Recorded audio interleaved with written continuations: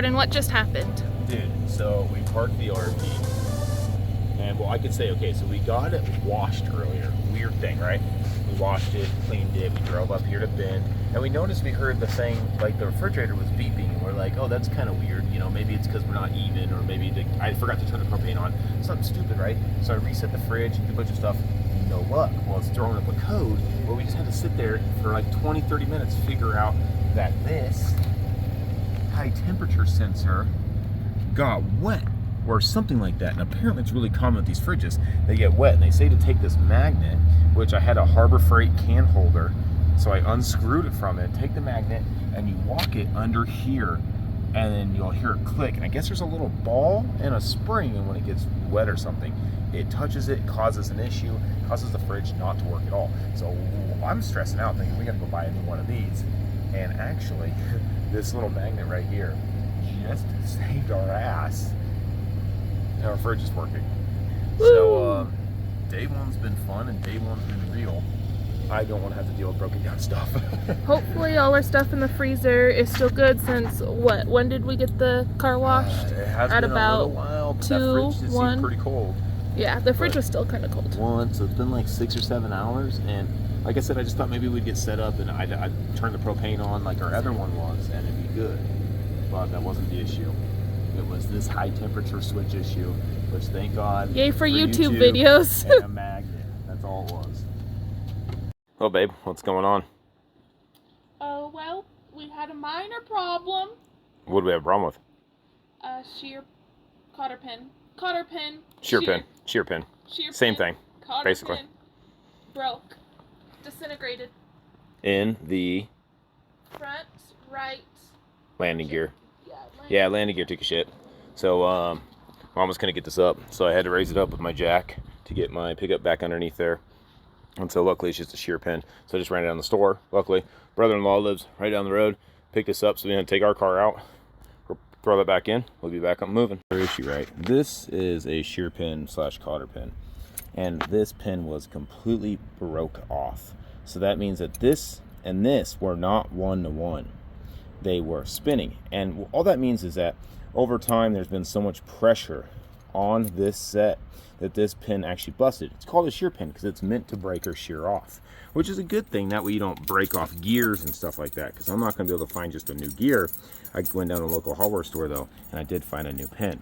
So with that being said, now we have gears that rotate nice and easy. So before, just this was spinning, but this wasn't spinning. So now we're good. Nice little 65-cent piece there, but super simple how to replace. Hey babe, how's your day going? I'm here for the ride. I'm here for the ride.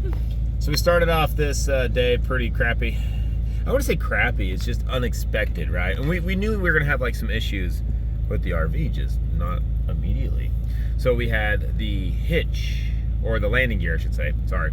The landing gear, the cotter pin broke, right? Sheared off. That's a pretty simple fix. Shit happens. And we had the issue with the fridge last night. And now we just had one of the landing gears. There's a lever on them, and it drops down, and then you kind of push that lever back in, right? And then that helps. Then when you raise the jacks down, then the rest of it's electric. So you only set it about that far off the ground. That whole metal piece that you pull and drops down, somehow pin got released, it dropped down and shot out the back of the rig. So that was scary. We both heard a big metal piece clanking down the road, and we're like, holy shit, what just happened?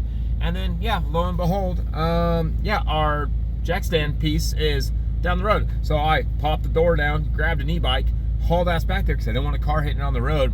And cars were driving right over it, and somebody ended up, there was so much traffic, somebody ended up clipping it and shot it across the road.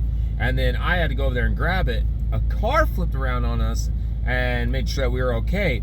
They stopped, and I thought they might have hit it, and we were gonna, we would owe them, oh no, your car is damaged. But instead, he goes, my wife has our RV just right up ahead. I think that fell off our RV.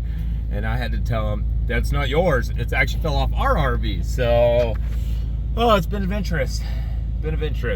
But day 2 is very productive. We definitely are not getting as far as we want to be. But since we're sitting here down at Madras, we got the dogs. Dogs back here. And we're going to go try to shoot a couple hours up north to Biggs and then see how far we get from there. Pendleton is ideal. It's supposed to be really windy later though, or it might be windier.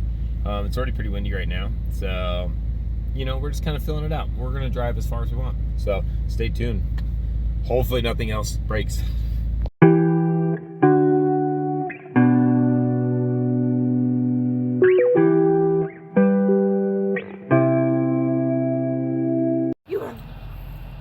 Ouch. Hey, where you going?